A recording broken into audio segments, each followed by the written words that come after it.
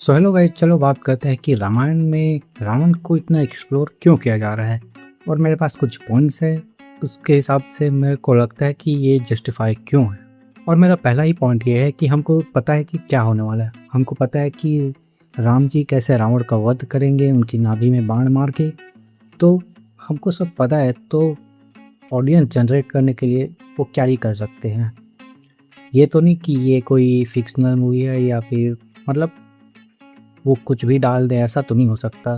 तो और उनको चाहिए कि कुछ ऐसा करे कि ऑडियंस इंगेज है थ्रू आउट द मूवी, ताकि इस मूवी को ब्लॉकबस्टर होने से कोई ना रोक सके। क्योंकि इतने पैसे लग रहे हैं, 1800 करोड़, मतलब एक एक पार्ट के लिए ऑलमोस्ट 4000 करोड़ लग रहे हैं इसमें।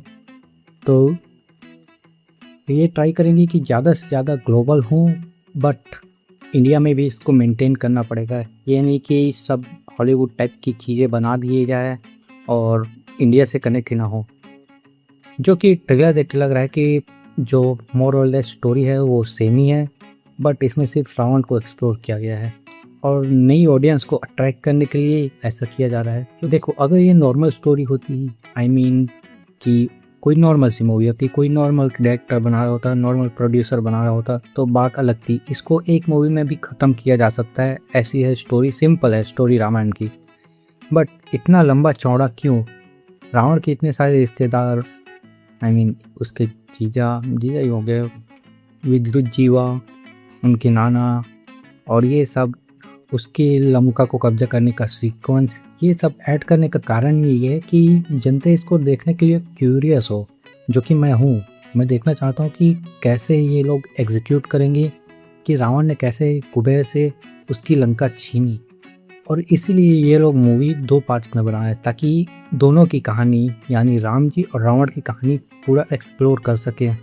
क्योंकि राम जी की कहानी तो लगभग सबको ही पता होगी कि कैसे वो सबसे श्रेष्ठ पुत्र थे दशरथ जी के, और उनको कैसे कैकेयी माता के प्रॉमिस से बाहर जाना पड़ा, आई मीन वनवास में रहना पड़ा 14 साल, और उसमें सीता माता का हरण हुआ। फिर वो वानर सेना इकट्ठा करते हैं और रावण को मार देते हैं।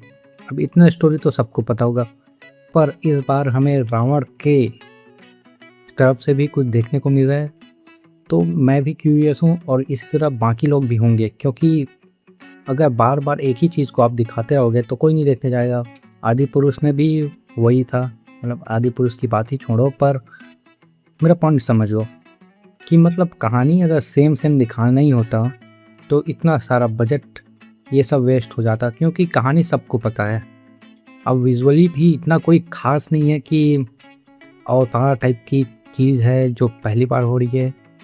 ये तो सीजीआई बहुत ही अच्छा है, बट ये अभी भी मैं कह सकता हूँ कि उतना अच्छा नहीं है जितना एक विजुअली अटेंशन ग्रैब करने वाला होना चाहिए।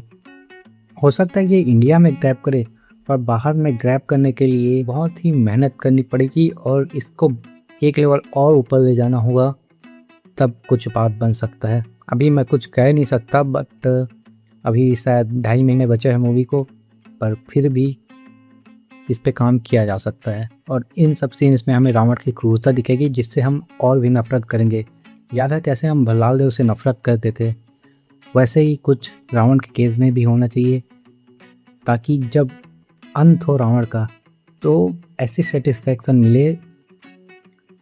मतलब ऐसा होना चाहिए कि फील हो कि हाँ, ये बुरा था, ख़त्म हो गया, और बहुत मुश्किल से ख़त्म हुआ। स्ट्रगल भी दिखनी चाहिए, और इसीलिए ये सब किया जा रहा है मेरे ख्याल से। आपको क्या लगता है कमेंट्स में बताओ, और तब तक के लिए बाय।